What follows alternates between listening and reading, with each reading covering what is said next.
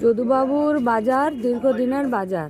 এখানে 190 প্রায় 200 জনের কাছাকাছি মানুষের জীবন এই বাজারের উপর নির্ভর করত এবং শুধুমাত্র ওই 200 জনের কাছাকাছি শুধু বিক্রেতারা নয়, এই যদুবাবুর বাজারের উপরে যারা ভরসা করে দিন চালাতেন, যারা নিজেদের বাজারপত্র করতেন, তাদেরও একটি বড় অসুবিধার সম্মুখীন হতে হলো। প্রথমত এই সমস্ত কলকাতা এবং কলকাতার আশেপাশের এই যে বাজারগুলো, সেগুলো যে ভয়াবহ অবস্থায় তৈরি হয়ে আছে, এই সম্পর্কে প্রশাসনকে আরও বেশি গুরুত্ব দেওয়া দরকার। কারণ দুর্ঘটনা ঘটে যাওয়ার পর আমরা কি করছি আর দুর্ঘটনা এড়ানোর জন্য আমরা কি করছি, দুটো খুবই গুরুত্বপূর্ণ কথা। তাহলে প্রথম কথা তদন্ত করতে হবে, দ্বিতীয় কথা কেন হলো, তৃতীয় কথা এরপর যে বাজারটা বসবে সেখানে যাতে এই ধরনের ঘটনা না ঘটে। সরকারের কাজ এটাই। এবারে দুর্ঘটনা ঘটে গেছে, আমরা আজকে ওনাদের সাথে দেখা করে যেটা বলেছি যে আপনারা নিজেরা তালিকা তৈরি করুন। তালিকার অনেকগুলো ধরন। প্রথম কথা, দোকান কাদের ছিল, এই দোকানের উপরে নির্ভর করতো কারা, শুধু তো মালিক নয়, স্টাফেরা। এমনকি ওই দোকানে যিনি বাজার থেকে সে চা দিতেন 190টা দোকানে, তিনিও তো এই দোকানের উপরে।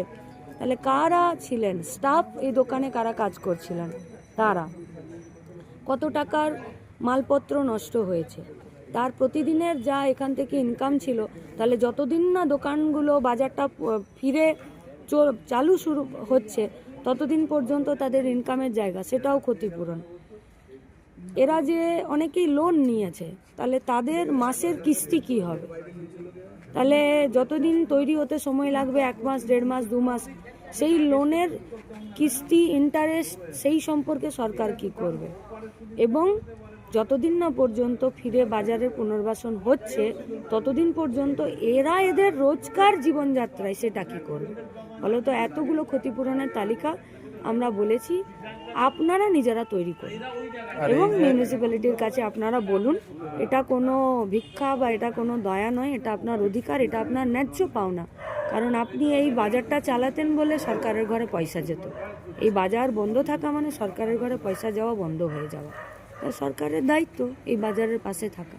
এই যে গোটা বিষয়টা, যে আগুনটা লেগেছিল রাত্রি 2টোর সময়, যেটা জানা গেছে যে এই ফায়ার ব্রিগেড, বিরাটির নতুন ফায়ার ব্রিগেডকে ফোন করা হয়েছিল, পাওয়া যায়নি। তারপরে পাতিপুকুরের ফায়ার ব্রিগেডকে ফোন করা হয়েছিল, সেখানে জল পায়নি, জল নেই, এই কথাটা ইউজ হয়েছে। প্রশাসনিক অপদার্থতা তো বিরাট।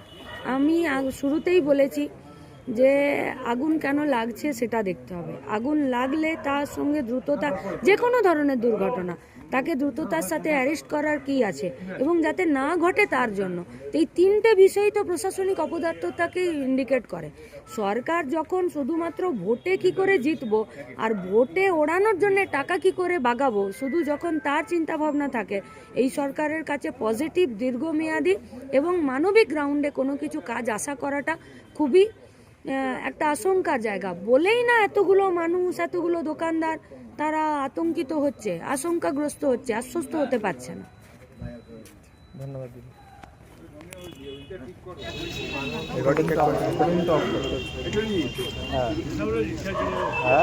আমরা দেখছি যে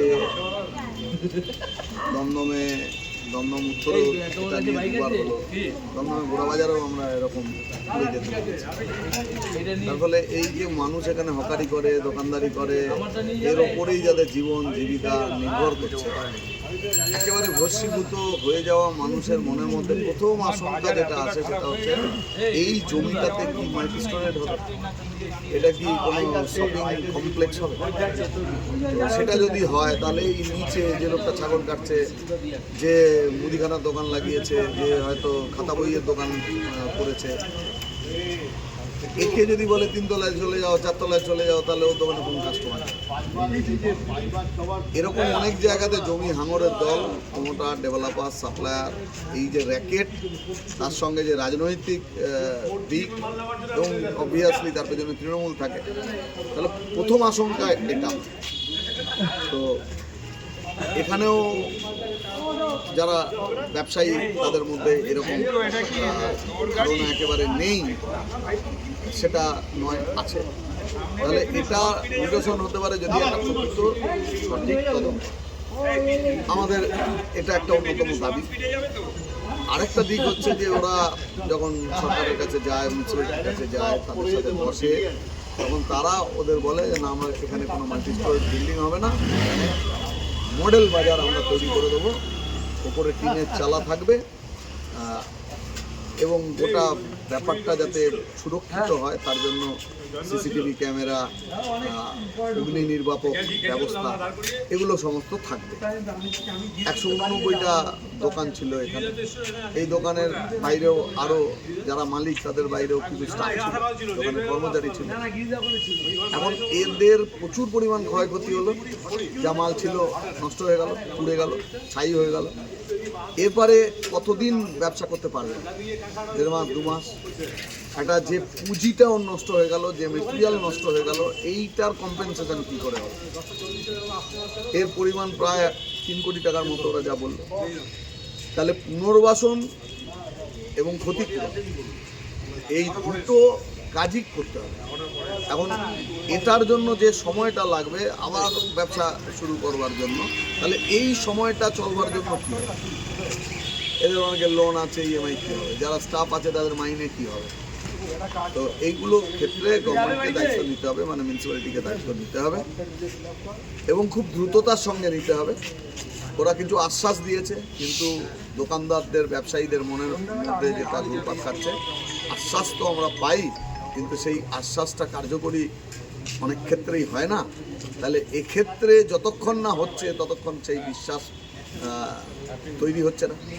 তো আমরা এদের পাশে আছি, এই ব্যবসায়ীদের, ওখানে যে ছোট দোকানদাররা, তাদের যারা কর্মচারী, তাদের ক্ষয় ক্ষতি, এটা মিউনিসিপ্যালিটি বা সরকার যাতে তার ক্ষতিপূরণ দেয়, এবং তাদের প্রত্যেকের, যে কজনের দোকান ওখানে ছিল, যে বাজার ওরা রিকনস্ট্রাকশন করবে, তাতে যাতে প্রত্যেকে জায়গা পায়।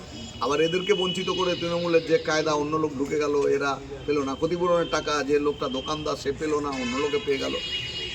কম্পেনসেশনের কোয়েশ্চেনে যে কাজ করে ওখানে, তাকেও কিছু না কিছুভাবে যে সময়টা তার যদি ক্ষতিগ্রস্ত হয় সে তাকে দেখভাল করতে হবে। এই সবটা মিলিয়ে মানুষের যে দাবি, সেই দাবির পাশে আমরা আছি। আমরা ইতিমধ্যে মিউনিসিপ্যালিটিতে ডেপুটেশন ইত্যাদি দেওয়া হয়েছে, এবং ভবিষ্যতে আমরা এই প্রশ্নে যতক্ষণ না এটা সুষ্ঠু সমাধান হয়, আবার বাজারটা সচল হয়, এই দাবিতে আন্দোলনে সিপিআইএম রাস্তায় আছে।